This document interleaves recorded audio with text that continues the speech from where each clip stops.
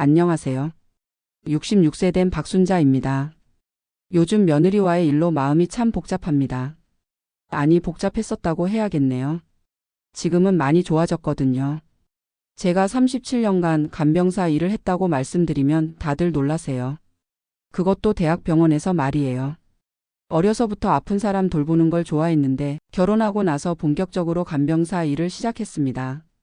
그때만 해도 간병사라는 직업이 지금처럼 체계적이지 않았어요. 그냥 환자 가족이 못 돌볼 때 대신 돌봐주는 정도였죠. 하지만 저는 달랐습니다. 제대로 배우고 싶었거든요. 틈틈이 의료진들한테 물어보고 간병 관련 교육이 있으면 빠지지 않고 참석했어요. 혈압 재는 법부터 시작해서 환자 체위 변경하는 법, 욕창 예방하는 법, 응급처치하는 법까지. 처음에는 다른 간병사들이 왜 그렇게까지 하냐고 했어요. 하지만 환자분들이 저를 찾기 시작하더라고요. 박간병사 없으면 안 된다고 하시면서 말이에요. 그렇게 30년이 넘게 일했는데 3년 전에 병원에서 구조조정이 있었어요. 나이 많은 간병사들은 내보내고 젊은 사람들로 바꾸겠다는 거였죠. 그때 정말 억울했습니다. 37년 동안 쌓은 경험과 실력은 아무것도 아닌 건가 싶어서요. 하지만 어쩔 수 없었죠. 나이가 나이니까요. 남편은 이제 좀 쉬어라 했지만 저는 아직 일할 수 있는데 그만두고 싶지 않았어요. 그래서 동네 요양원에 자리를 알아봤습니다. 요양원도 처음에는 제 나이를 보고 주저하더라고요. 하지만 경력을 말하니까 바로 받아주셨어요. 이런 분이 오셨으면 좋겠다면서 말이에요. 지금 주 3일 나가서 하루에 6시간씩 일해요. 월급은 120만 원 정도 받고요. 국민연금하고 합치면 생활하는데 크게 부족하지 않아요. 그런데 문제가 생겼어요. 우리 며느리가 담낭 수술을 받게 된 거예요. 당연히 제가 돌봐드리려고 했죠. 37년 동안 수술 환자들 돌본 경험이 얼마나 많은데요. 그런데 며느리가 계속 거절하는 거예요. 어머니는 쉬세요. 요즘 방식과 달라서 걱정돼요. 병원에서 전문가들이 다 해줄 거예요. 처음에는 그냥 넘어갔어요. 며느리 입장에서는 시어머니가 나서는 게 부담스러울 수도 있으니까요. 하지만 수술 후에도 계속 그러더라고요. 제가 환자용 죽 끓여드릴게요 하면 아니에요, 인터넷으로 주문해서 먹을게요. 상처 부위 소독해드릴게요 하면 병원에서 다 해주니까 괜찮아요. 일어나실 때 도와드릴게요 하면 혼자 할 수 있어요. 아들은 중간에서 난처해하고 저는 점점 서운해지더라고요. 그러던 어느 날이었어요. 며느리 상태가 갑자기 안 좋아진 거예요. 열이 나고 상처 부위가 붓더라고요. 아들이 당황해서 저한테 전화했어요. 엄마, 어떻게 해야 해요? 저는 바로 달려갔죠. 며느리는 괜찮다고 했지만 보니까 감염 증상이 있었어요. 이럴 때가 아니라는 생각이 들었어요. 며느리 눈치 볼 때가 아니라고요. 미경아, 내가 돌봐드릴게. 어머니 정말 괜찮아요. 괜찮지 않아, 지금 상태가. 그때부터 제가 직접 나섰어요. 먼저 열을 재보니 38도 5분이더라고요. 상처 부위를 보니까 염증 반응이 보였어요. 바로 병원에 연락해서 상황을 설명했죠. 의사 선생님이 즉시 병원으로 오라고 하더라고요. 병원에 가는 동안 제가 며느리를 부축했어요. 걸을 때 상처에 무리가 가지 않도록 호흡이 편하도록 자세를 잡아드렸죠. 병원에서 검사 받는 동안 저는 의료진한테 며느리 상태를 자세히 설명했어요. 언제부터 열이 났는지, 상처 부위가 어떻게 변했는지, 식사는 얼마나 하고 있는지. 담당 의사 선생님이 저를 보더니 보호자분이 의료 쪽 일 하세요? 라고 물어보시더라고요. 네, 간병사 일을 37년 했습니다. 그때 며느리 표정이 확 바뀌었어요. 37년이요? 의사 선생님도 그럼 전문가시네요 하시면서 앞으로 집에서 어떻게 관리해야 하는지 저한테 자세히 설명해 주셨어요. 집에 돌아와서 제가 본격적으로 간병을 시작했어요. 먼저 방 환경부터 정리했죠. 환기가 잘 되도록 하고 습도 조절하고 조명도 환자에게 맞게 조정했어요. 식사는 회복 단계에 맞춰서 준비했고요.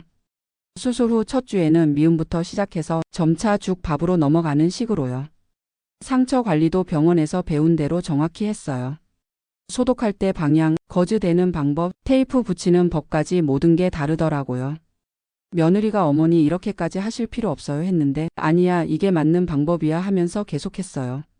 며칠 지나니까 며느리 상태가 눈에 띄게 좋아졌어요. 열도 내리고 상처도 깨끗하게 아물고 있고요. 병원에 다시 갔을 때 의사 선생님이 깜짝 놀라시더라고요. 회복이 예상보다 훨씬 빨라요. 집에서 관리를 정말 잘 하셨네요. 그때 며느리가 저를 보면서 어머니가 다 해주셨어요 하더라고요. 의사 선생님이 어디서 간병을 배우셨어요? 물어보시니까 제가 대학병원에서 37년 일했고 간병사 자격증도 있어요 했어요. 그러니까 의사 선생님이 그럼 정말 전문가시네요. 이런 분이 돌봐주시면 환자가 정말 행복하겠어요 하시더라고요. 집에 오는 길에 며느리가 갑자기 울더라고요. 어머니 죄송해요. 제가 어머니를 무시한 것 같아서. 저는 무시한 게 아니라 걱정한 거지 했어요. 요즘 방식과 다를까봐 걱정한 거잖아. 그때 며느리가 하는 말이 어머니가 그냥 아무나가 아니라 정말 전문가셨는데 저는 그냥 나이 드신 분이 도와주시려는 줄로만 알았어요. 그러면서 앞으로는 어머니께 많이 배우고 싶어요 하더라고요. 그 후로 우리 관계가 완전히 달라졌어요. 며느리가 간병하는 거 보면서 어머니는 어떻게 그런 걸 다 아세요? 하고 물어봐요. 저는 그때그때 설명해줘요. 환자는 이런 자세로 눕히는 게 좋아. 이 시간에는 이런 음식이 소화에 도움이 돼. 상처는 이렇게 관리해야 흉터가 안 생겨. 아들도 역시 엄마야 하면서 고마워해요. 평생 간병사 하신 엄마가 계셔서 우리가 얼마나 든든한지 몰라 하면서요. 며느리가 완전히 회복된 후에는 손자 손녀들까지 저한테 와서 할머니 이게 아픈데 어떻게 해야 해요? 하고 물어봐요. 제가 이럴 때는 이렇게 하는 거야 하면서 알려주면 할머니는 진짜 의사 같아요 하더라고요. 요양원에서도 제 이야기가 알려졌어요. 원장님이 박 선생님 같은 분이 계셔서 우리 요양원이 정말 든든해요 하시면서 정식 직원으로 채용해 주셨어요. 이제는 후배 간병사들도 저한테 와서 조언을 구해요. 선배님, 이런 환자는 어떻게 돌봐야 해요? 이런 상황에서는 어떻게 대처해야 해요? 저는 그럴 때마다 제가 37년 동안 경험한 것들을 나눠줘요. 환자마다 다 달라. 잘 관찰하고 정성껏 돌보는 게 가장 중요해. 며칠 전에는 며느리가 친구들한테 자랑했다고 해요. 우리 시어머니는 간병사 전문가야. 37년 경력에 자격증도 있어. 그 친구들이 정말 부러워. 우리도 그런 시어머니 있으면 좋겠어 했다고 하더라고요. 이제 와서 생각해보니 제가 너무 조급했던 것 같아요. 며느리가 거절하는 걸 무시로 받아들이고 서운해했었거든요. 하지만 며느리 입장에서는 당연한 거였어요. 시어머니가 간병사 전문가인 줄 모르고 그냥 나이 드신 분이 도와주시려는 줄 알았으니까요. 요즘 젊은 사람들은 인터넷으로 정보를 찾고 전문가에게 의존하려고 하잖아요. 그런데 갑자기 시어머니가 나서니까 걱정됐던 거죠. 저는 이 일을 통해서 많은 걸 깨달았어요. 나이가 들었다고 해서 무시당하는 게 아니라 제대로 보여주지 못했던 제 잘못이었다는 걸요. 그리고 37년 동안 쌓은 경험과 실력이 결국은 제 가족을 지키는 힘이 된다는 것도요. 요양원에서 일하면서도 보람을 많이 느껴요. 어르신들이 박간병사가 오면 안심이 된다 하시거든요. 다른 사람들은 일만 하는데 박간병사는 정말 돌봐준다 하시면서요. 얼마 전에는 요양원에서 응급 상황이 생겼어요. 한 어르신이 갑자기 쓰러지신 거예요. 다른 직원들은 당황했는데 저는 바로 응급처치를 했어요. 119가 올 때까지 제가 상태를 체크하고 구급대원들한테 정확한 상황을 전달했죠. 그 어르신이 무사히 회복되셨는데 가족분들이 저한테 정말 고마워하시더라고요. 원장님도 박 선생님이 계셔서 큰일을 막았어요 하시면서 다른 직원들한테 응급처치 교육을 해달라고 부탁하셨어요. 이제는 후배들이 저를 박쌤이라고 불러요. 박쌤 이거 어떻게 해야 해요? 박쌤이 하시는 거 보고 배우고 있어요. 젊은 간병사들한테 제가 하는 말이 있어요. 간병은 단순히 몸만 돌보는 게 아니야. 마음도 함께 돌봐야 하는 거야. 환자가 편안하고 안전하다고 느끼게 해주는 게 우리 일이야. 그리고 계속 공부해야 해. 의료 기술도 발전하고 환자들 요구도 달라지거든. 경험만으로는 안 돼. 새로운 걸 배우려는 자세가 중요해. 며느리와도 이제는 정말 가까워졌어요. 며느리가 어머니 간병사 일이 이렇게 전문적인 일인 줄 몰랐어요 해요. 그냥 단순히 돌봐주는 일인 줄 알았는데 정말 의료진이나 다름없으시네요. 저는 그동안 우리 사회가 간병사를 너무 단순하게 본 것 같아. 하지만 이제는 달라지고 있어. 전문성을 인정받는 시대가 오고 있어 했어요. 손자 손녀들도 저를 자랑스러워해요. 우리 할머니는 의료진이야. 할머니한테 배우면 간병사가 될 수 있어. 학교에서 장래희망 발표할 때 손녀가 저는 할머니처럼 간병사가 되고 싶어요 했다고 해요. 할머니는 37년 동안 환자들을 돌보셨는데 정말 대단하고 멋있어요 했다고 하더라고요. 그 말을 들으니까 가슴이 뭉클했어요. 평생 해온 일이 손녀에게는 자랑스러운 일이구나 싶어서요. 이제는 며느리가 주변에 아픈 사람 있으면 저한테 물어봐요. 어머니 이런 경우에는 어떻게 하는 게 좋아요? 어머니 이분을 좀 봐주실 수 있어요? 저는 기꺼이 도와드려요.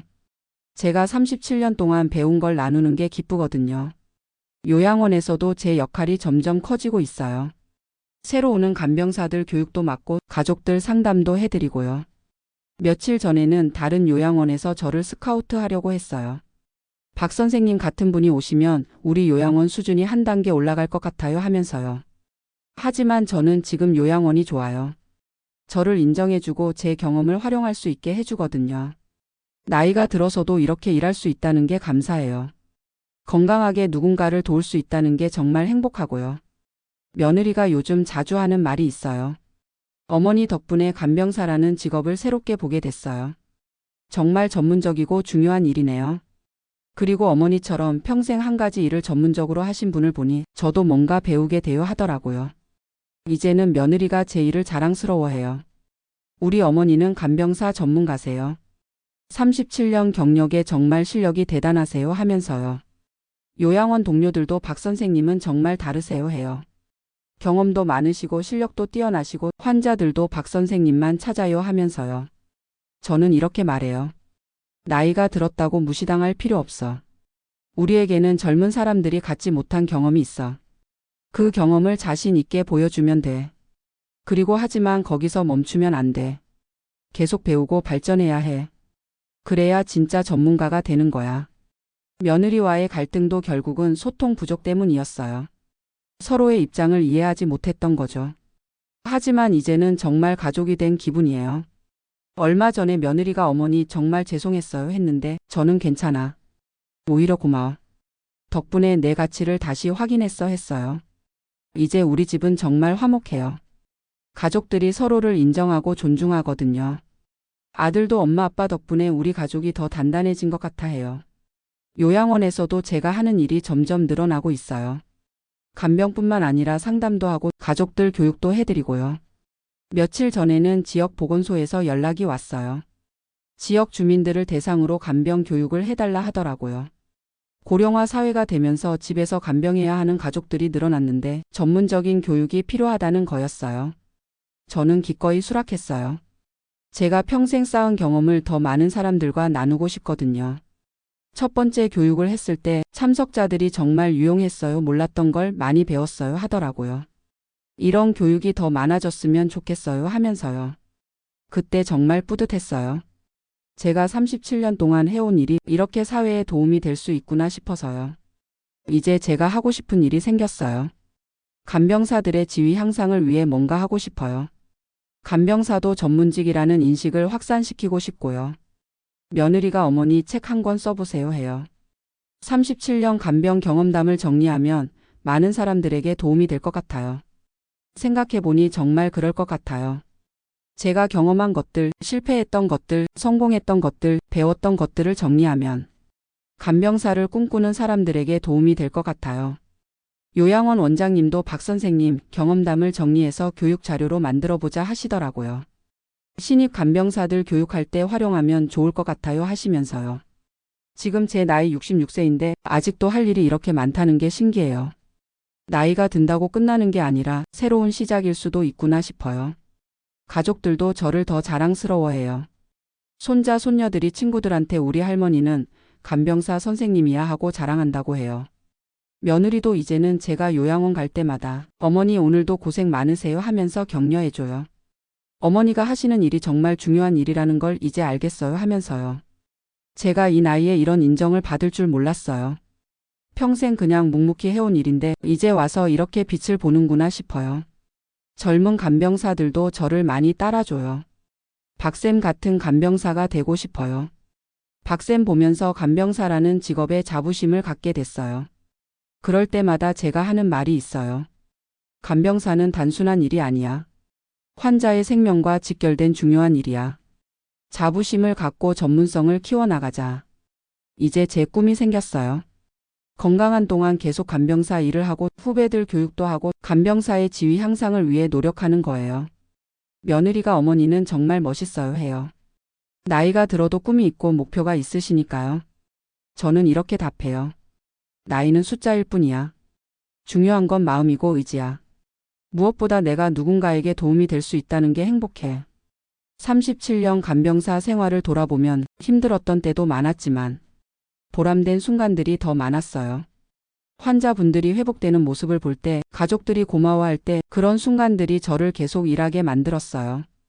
그리고 이제는 우리 며느리까지 제 일을 이해하고 응원해 주니까 정말 든든하고 행복해요. 며느리와의 갈등을 통해서 깨달은 게 있어요. 세대 간에는 이해의 시간이 필요하다는 거예요. 서로의 입장에서 생각해보고 소통하려고 노력하면 결국은 이해할 수 있다는 거죠. 그리고 나이가 들었다고 포기할 필요 없다는 거예요. 오히려 경험이라는 무기가 있으니까 그걸 자신 있게 보여주면 되는 거죠. 지금 저는 정말 행복해요. 가족들의 인정도 받고 직장에서도 인정받고 사회적으로도 필요한 사람이 됐으니까요. 나이 66세에 이런 보람을 느낄 수 있다는 게 정말 감사하고 행복합니다. 앞으로도 건강한 동안 계속 일하면서 많은 사람들에게 도움이 되고 싶어요. 그게 제가 살아온 37년의 의미를 더욱 빛나게 하는 일이라고 생각해요.